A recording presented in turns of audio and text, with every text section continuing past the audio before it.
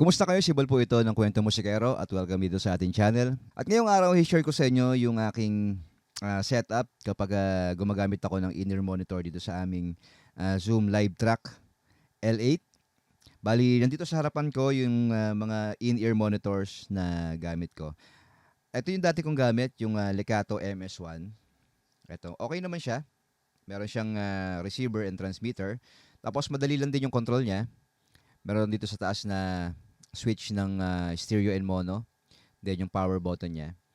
Tapos yung pairing button nandito. Then dito naman sa ating transmitter, ganun din naman, meron tayo sa taas na pairing button. Yung switch niya ng mono and stereo. Then yung power, yung switch niya ng on and off nandito sa baba. Tapos meron silang USB charging port sa ilalim nila. So gamit ko to na matagal na. Okay yung tunog nito. Para sa akin okay din naman siya.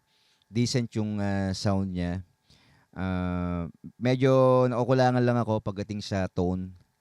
Pero sa mga simpleng setup lang naman, yung maliliit na bar, okay na rin siya. Pwede na siya doon. Then ngayon, yung bago kong ginagamit, ito yung Xtuga JO2S. Mas okay siya kumpara dito sa aking Lecato. Ito mas okay yung yung sounds niya, mas buo. Simple lang din naman yung mga controls nito. Meron ka lang ditong power switch sa likod. Yan magkabila, yung switch nila on and off. Then yung meron siyang mute parehas. Then yung kanilang charging port na type C. Dito sa kanyang receiver, meron kang volume control dito. Then yung kabitan natin ng 3.5 para doon sa ating mga in-ear monitor o yung ating mga mismong earphone. Ito napakadali lang gamitin. Okay din naman itong isa, yung MS1. Parehas lang naman silang actually na madaling gamitin. Pero pagdating sa sound quality, mas okay para sa akin to. Itong Xtuga. Ngayon parinig ko sa inyo yung sound quality nito ng ating Xtuga JO2S at kung paano ko siya i-set up dito sa ating Live Track L8 pagka ginagamit namin sa mga tugtugan. Okay, so ngayon paparinig ko sa inyo yung sound quality nitong ating Xtuga JO2S. Balik ko kunin ko yung aking transmitter dito sa ating Zoom Live Track L8. Then, itong ating receiver, lalagyan natin siya ng cable. Yan, papunta naman ito dun sa aking recording interface na M-Audio. Yan, para lahat ng maririnig ng ating Mix A dito sa ating Zoom ay mare-record doon sa ating interface. So, power ko lang siya. Yan. Long press mo lang. Okay. Tapos, yan, nakakonect na yung dalawa na yan, naka-pair na sila. Kapag solid na blue na yan, na hindi na nagbi-blink, ibig sabihin naka-pair na silang dalawa. So, ito, nakakonect sa ating Zoom Live Track L8. Itong ating transmitter. Yung receiver natin, connect na natin doon sa ating M-Audio. So, nakakonect na yung ating transmitter dito sa ating Zoom L8. Then, yung ating receiver, nakakonect doon sa aking audio interface na M-Audio. Then, dito sa ating L8, i-set ko yung mix na gusto kong marinig dun sa tenga ko. Dito ako nakakonect sa Mix A. Bali, merong itong laman na recording, boses, drums, yung keyboard na may bass, at syempre yung gitara ko. So, play natin, isa-isa. Okay, so, ito yung keyboard na merong samang bass. Ito yung gitara.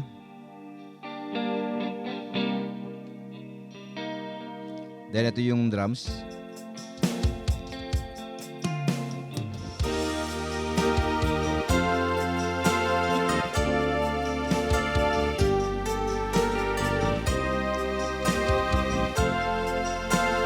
So yun yung naririnig ko sa inner ko, o sa tenga ko mismo. Yun yung mix na gusto ko marinig. Kung gusto ko ng mas malakas na drums syempre, or mas malakas na keyboard, mas malakas na gitara, magagawa ko yon dito sa L8 natin. So, pakinggan natin ulit kasama yung boses.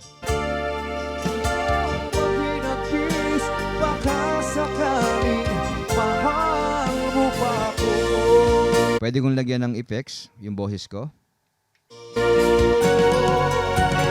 Kung sakali mang ikaw ay mayroon ng ibang minamahal. Yan. Ito yung mix na ako lang ang nakakarinig. Hindi ito naapektuhan yung hindi niya naapektuhan yung main mix, hindi niya naapektuhan yung mix B at C.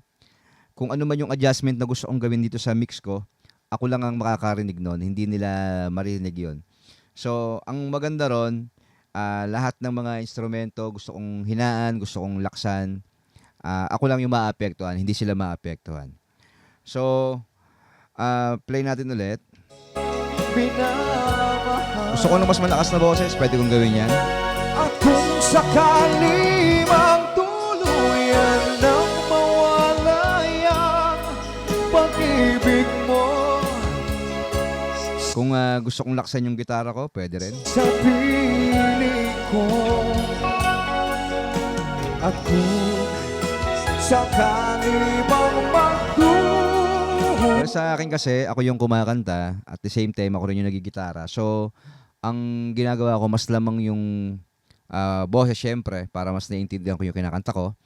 At nakaangat ng konti yung gitara sa tenga ko. Para at least alam ko yung piniplay ko, hindi ako nag-out of tune, pati yung timing ko. Sa boses, ganun din, napaka-importante para sa akin itong in-ear na to. Dahil iba't ibang venue, iba't ibang klase ng system yung maabutan mo. Hindi mo masabi kung maganda ba yung magiging output ng sounds, lalo sa stage.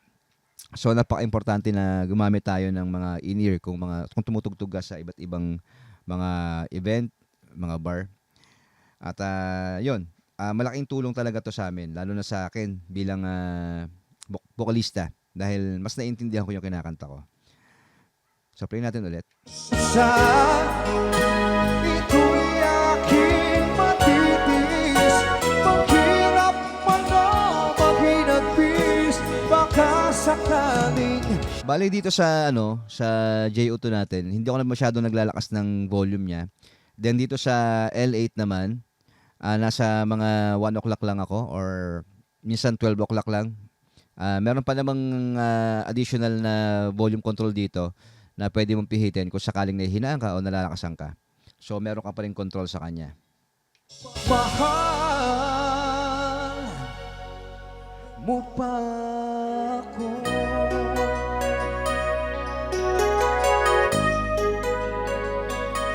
So yun yung isang way ng paggamit ko sa kanya. Pero ngayon meron akong ginawang isang setup pa na kahapon lang tinesting ko.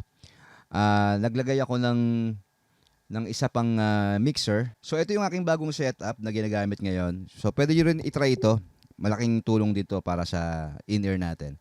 So ang ginawa ko, yung aking mix A, o kung saan ka man magko-connect ng in-ear mo, patatakbuhin mo via PL dun sa mic line or dito sa channel 1 or channel 2 nitong mixer na maliit, or kahit anong mixer, kahit hindi yung ganitong mismong mixer. Kung meron kang extra mixer, pwede mong baunin yun sa tugtugan. So yung mix A ko, pinapasok ko dun sa channel 1 nitong mixer na maliit. Then meron akong mga control sa kanya. Yun ang hinahabol ko rito. Meron akong sariling control. Pero yung out muna, yung out pala nito, hindi ko muna ginamit itong ating Xtuga. Para marinig nyo lang, i-record lang natin yung out nito. Para makita nyo yung difference nung kanina na walang mixer at yung ngayon may mixer. So yung out natin, nandun sa ating interface pa rin para ma-record natin yung tunog ng ating mix. So play ko. So ito muna yung control niya pala muna. Meron tayong gain, meron tayong extra gain. So may volume ka na rito, may volume ka pa rito sa ating receiver. Dito meron pa tayong additional na volume. At the same time, meron tayong equalizer, meron tayong high and low. So yun yung maganda rito. Pwede mong timplahin yung tunog mo sa tenga sa yung kanyang high and yung low.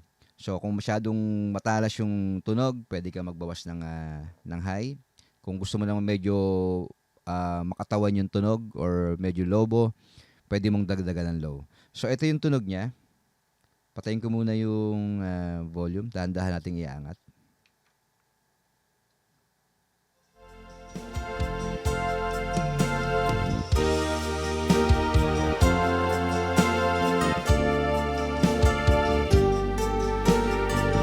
Then kung gusto kong laksan o bawasan yung low, dagdag ako ng high.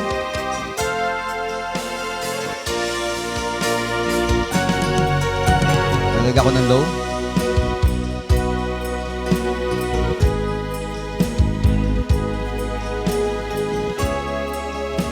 Yun, lahat yung pagtimpla na yun, depende na sa'yo sa kung ano yung narinig mo sa tenga mo.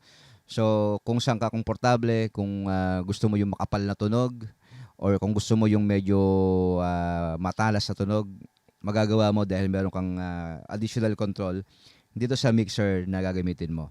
At the same time, yung volume mo, kontrolado mo rin.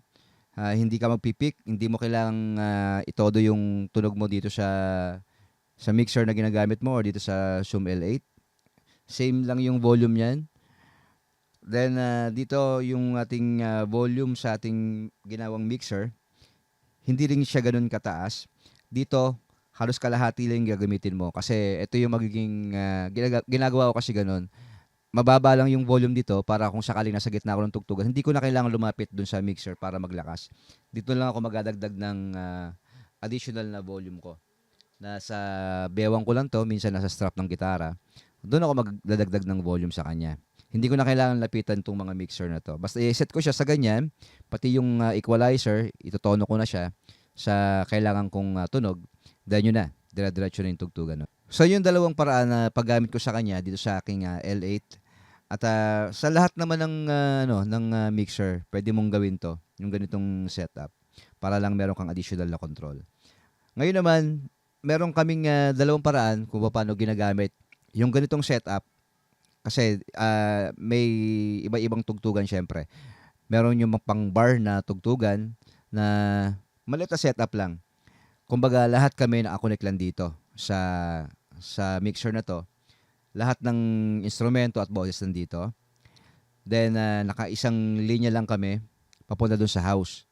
Ngayon naman kung malaking setup naman na meron kayong mga guitar amp, keyboard amp, ibang setup naman yon. So yun yung papakita ko sa inyo next time. At kung paano natin i-split yung mga signal natin para sa mga malalaking event.